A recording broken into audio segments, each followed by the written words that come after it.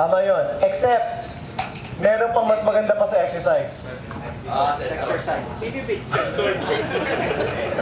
Explain ko. Pagtanda natin, meron tayong nakita sa scientific studies na yung growth hormones, narinig nyo na yung siguro growth hormones?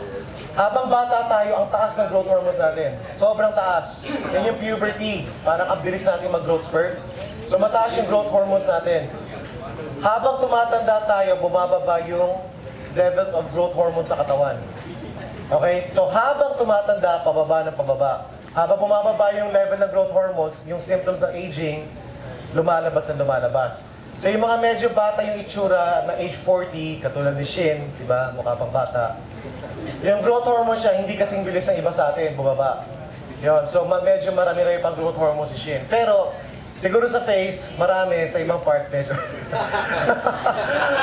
No, I'm saying, kahit pa paano, lahat tayo growth hormones babagsak. So ano bang pwede natin gawin para labanan yan? Mag-exercise kayo, malaking tulong. Pero there's one form of exercise na nakita sa research na nagpapa-surge ng growth hormones nyo. Surge means bigla magre-release yung katawan ng growth hormones. And it's only that type of exercise na magre-release siya. Pag hindi ganun yung type ng exercise na gawin nyo, hindi siya magre-release ng growth hormones.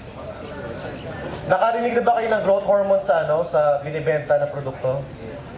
It's big business sa States, sa ibang bansa, multi-billion dollar kasi sinasabi na bilhin mo to, babata ka. Actually, it does. Unfortunately, hindi siya nag-work. Okay? Growth hormones, kailangan i-produce siya ng katawan nyo. Siya kailangan mag-produce nun. So, ngayon, merong isang form of exercise na nakita nila na nag-release ng growth hormones. Pero yun lang yung pwede. Other forms of exercise, hindi masyado mag-release ng growth hormones. Ano yung workout yun? It's what you did. It's called the MetaFit workout. Ang key sa kanya is everything is high intensity. Kaya sprinting yung pinagawa ko sa inyo eh. Kailangan sprint, tapos kailangan workout, full body ka agad. Yung ginawa nyo combination, that's a MetaFit workout. Ang specific purpose niya is to boost your growth hormones. Iti-trigger niya yan. So kung binagalan nyo yung paggawa ng exercises, binagalan nyo yung takbo, yes, naka-workout kayo, yes, nahirapan kayo, pero hindi niya na-trigger yung release ng growth hormones. So there's a reason why, ang sabi ko sa inyo, itatime natin yan, kailangan pinakamabilis yung matapos. So the key there is speed. Kailangan talaga all out, pinakamabilis na magawa niyo siya. That's the only time i-trigger yung growth hormones nyo. Okay? Pero mag-exercise kayo, malaking tulong pa rin yun. Malaking tulong pa rin yun. Okay? So yung MetaFit type of workout is one way para ma-trigger yan. Okay? The other thing that you can do, ano pa? Pera sa exercise, ano pa yung alam nyo? Diet. Siyempre, diet. Very critical din yan. The healthier you eat, the more yung katawan natin ma-absorb yung vitamins at minerals doon at makakatulong pa siya. Alright? What's another one? Another way to promote yung youth supplement, sir? Supplement. Nang alin, sir? Immunity. Hindi ako nagsabi niyan, ha?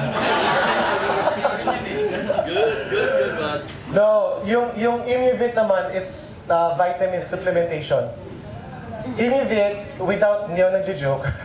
The thing with Immuvit is it has, the active ingredient niya is ginseng. Alam niyo yung ginseng, diba? It has two forms of ginseng. It's the Siberian ginseng at saka Korean. Correct? Yes. Memorize na. Anong maganda sa ginseng? Anong ginagawa ng ginseng? It gives you energy. So, dalawa yung energy na binibigay niya sa'yo. Dalawang ginseng kasi.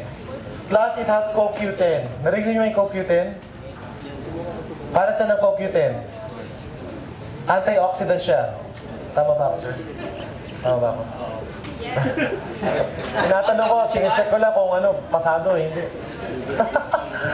CoQ10 is an antioxidant. Para saan ang antioxidant? Narinig niyo siguro yan. Para saan ang antioxidant? It fights what? Toxins, free radicals. So it helps with yung labanan yung mga toxins sa loob ng katawan natin. So ang maganda sa kanya is yung two active ingredients. Marami pa siyang ingredients, pero the two active are the ginseng at saka the CoQ10. So if you combine both, tapos you do the MetaFit workout, kumbaga win-win situation siya.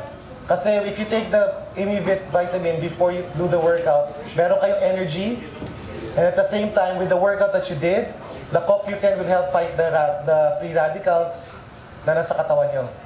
Okay? So, napakagandang combination niya.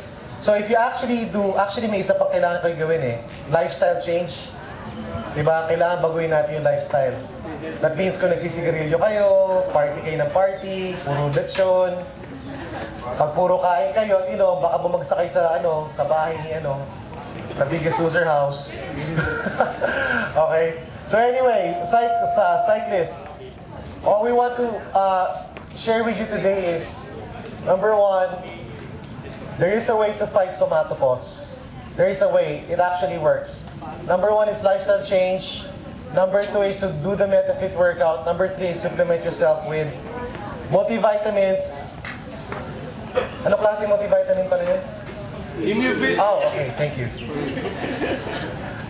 Okay, and then at the same time, guys, you just have to be very active talaga in what you do. Okay, but so basically, that's the bottom line naman sa natin dito, sa program natin. We want to let you guys know that if you do this program, you take the vitamins, you do your lifestyle change, you take kumain kayo healthier, you can fight aging. Seriously.